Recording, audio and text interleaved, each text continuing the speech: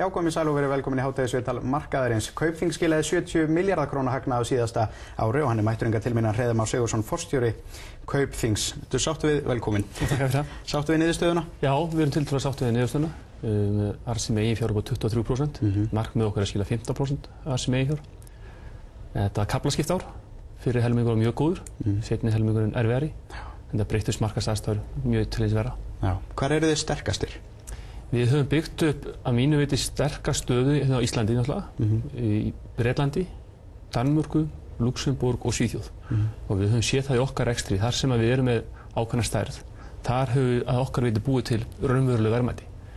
Bankastarfsemi, stærð skiptir máli í bankastarfsemi og þegar við erum með mjög litlar einingar eins og við erum með í sumum öðrum löndum, að þar höfum við ekki náð að byggja raunveruleg verðmæti að okkar viti. Ok, þannig að veiku punktarnir eru? Já, þar sem við erum mjög smáir eins og í Finnlandi, Noregi, Sviss, í New York. Þetta eru of litlar einingar ennþá. Þetta þurfum við að efla. Já, þið hafið hingað til verið djarfur og áhættusaknir banki og þetta hefur verið þannig hingað til.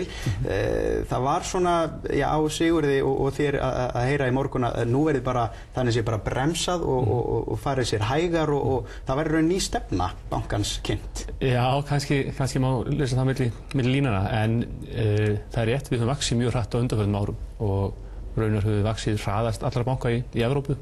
Við höfum nýtt okkur vel, góðar markaðsaðstæður. En kannski skilaboðin okkar í dag eru þau að markaðsaðstæður eru aðrar. Og það er ekkert endilega þannig að stærstu bankarnir, eða stærstu og sterkustu fyrirtæki komið best út úr breyttum markaðsaðstæðum. Það eru þeir sem eru fljótir að bregðast við nýjum aðstæðum sem komið best út. Og við þurfum að vera fljótir að bregðast við þessum nýjum markaðsaðstæðum. Það er meðal annars ein ástæða þess út okkur við hættum við viðskiptin með kaupin á NIBC. Það er líka ástæða þess út okkur við höfum lagt svo mikla áherslu á að safna innlánum í bankanum á undanförnum misserum. Já, þannig þið sjáu ekki fram á neina stórar fjárfestingar í framtíðinni eða náinni framtíð, verður bara stoppað af? Já, samt, það er svolítið erfitt að fulllega þetta, því það geta líka alltaf komið upp tækifæri í nýju markaðsaðstæðum og það þarf áreiðanlega að hægra á mörgum stöðum í fjármálageiranum og þá þarf maður að vera tilbúin til að grípa ef góð tækifæri birtast. En í dag erum við einbeitt okkur að innri vexti, einbeitt okkur að samþætta reksturinn, einbeitt okkur að því að auka hagkvæmnina í reksturinn. Fókusin okkar hefur verið að vaxa og ná í ný viðskipti en ég held í dag þurfum við að kannski horfa aðeins meira inn á við. Við horfa á getum við sparað í reksturinnum og slíkt. Já. Orðrómurinn er sá og það hefur náttúrulega mikið verið talað um það að væri gott að fá erlendar fjárfesta inn í íslensk fyrirtæki. Orðrómurinn er sá að fjárfestar frá Katar hafi áhuga á að verða stór hluthafi í Kaupþingi banka. Er þetta rétt? Við höfum séð að fjárfestar á þessum svæði hafa verið fjárfesta mikið í bönkum í Evrópu og undanförnu og Ameríku og þarna það var auðvitað mjög áhugavert fyrir okkur að fá inn fjárfesta frá þessu svæði inn í bankan. Já, ég veit að Sigurður Einarsson er búinn að vera í Katar og einhverjum stífum fundum þar. Er hann að funda með fjárfestum? Tíminn verður bara leiðið ljós hvort að þess að vera að skila einhverju.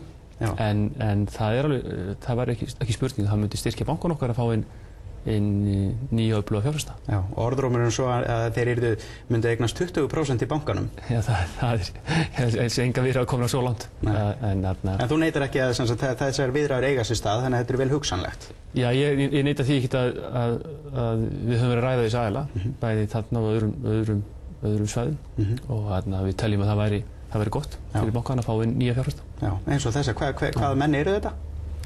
Já, þetta eru nokkri sjóðir í sjálfu sér á vegum viðkomandi ríkja sem hafa verið að fjárfesta í bönkum. Við höfum sjáð að koma sterkir inn í Citigroup, inn í UBS, Credit Suisse og fleiri banka. Já.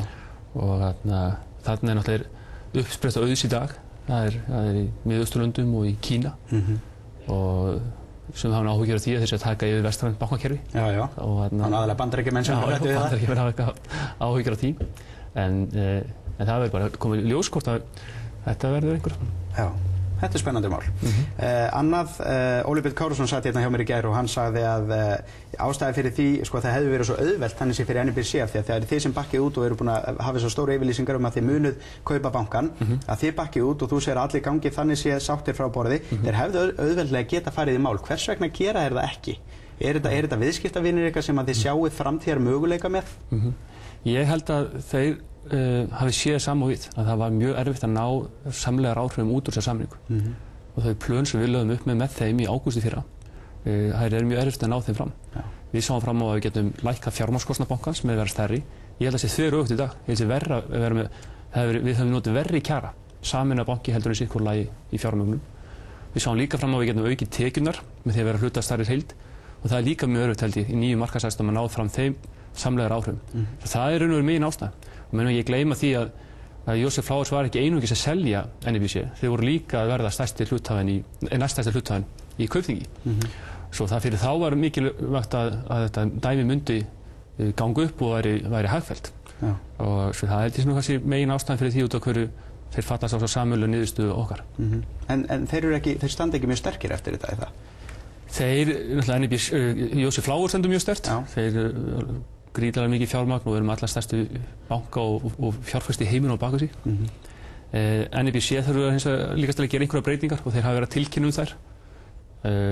Setja inn meira fjármagn inn í bankan og breyta viðskiptamódelinu einhvern hátt. Menn eru skítrættur það í dag að bankarnir séu á leið út á landi, hvort sem skýrsla Moody's hafi verið rangtúlkuð eða ekki, að þá eru menn hræddir þetta. Er þetta möguleiki? Já, þetta er klárlega möguleiki. Og raunhæfur? Já, alveg raunhæfur möguleiki ábyggilega að bankarnir ákveði það einhvern tímann að fara frá Íslandi en er þetta möguleiki í dag? Er þetta gerast? Nei, þetta er ekki mjög Kaupþing, ég get ekki svarað fyrir hina bankana en okkar markmið er að vera áfram íslensku banki og þarna ætlum okkur að vera það. Já, hvað er það sem heldur í ykkur þannig sé í dag og finnst þér af því að margir hafa gagnrýnt stjórnvöld fyrir að þannig sé kom ekki nógu mikið til móts og styðji ekki nógu vel við efnahagslífi hér á landi? Er eitthvað sem þeir gætu gert betur? Já, það getur gert margt betur. Hvað er það? Já, ríkið er í dag rekur stærsta einstæðisbanka á landinu í gegnum Íbúðalánasjóð og lánsfjármatsfyrirtækin hafa gagnrýnt stjórnvöld mjög mikið og það voru gefin til kynna fyrir nokkrum árum síðan með sterkum hætti að þeir ríki ætla þess að draga þess út af þeim markaði sem ekki verið gert, sem óheilla spor.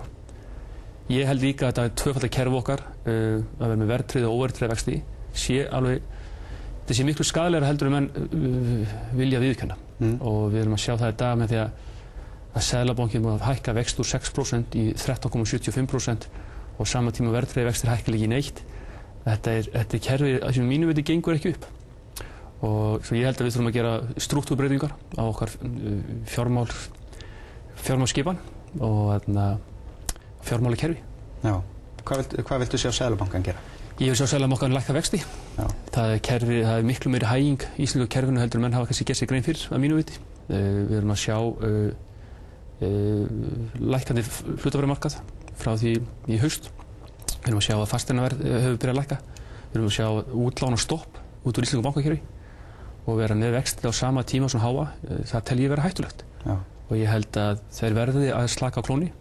Við höfum séð erlenda Seðlabanka vera að gera, svo ég held að sé ágætis tækifæri fyrir íslenska Seðlabankan að gera það í dag. Já.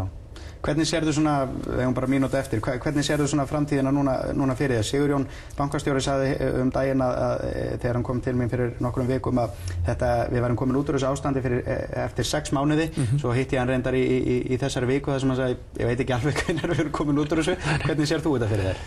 Ég sagði þetta tekur einhverja mánuði, en ég held að, eins og ég sagði það getur líka verið tækifæri í þessu og ég held að við búum til mikil verðmæti til að mynda með því að ná í innlán öll þessum mörkuðum sem við erum í. Svo það er fókusin okkar. Hvað með sameiningar í fjármálamarkaðnum? Menn hafa talað núna Straum, Landsbankann, Kaupþing, Spron. Er þetta raunhæfur möguleiki?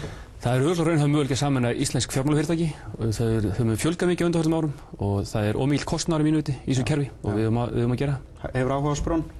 Við höfðum áhuga á Spron fyrir nokkrum árum síðan en það er engar viðræður í gangi núna. Nei, en þú ert svolítið spenntur fyrir þeim? Já, þetta myndi falla vel við okkar rekstur. Já, alveg svo sjóðunum frá Katar. Svipum mætti. Ok, takk hérlega fyrir komuna. Takk þér. Við segjum það þá gott í bili, hádegisviðtalið markaðarins verður aftur hér á morgun föstudag og þá verður hann Lýður Guðmundsson í Exista hjá mér. Verið sæl.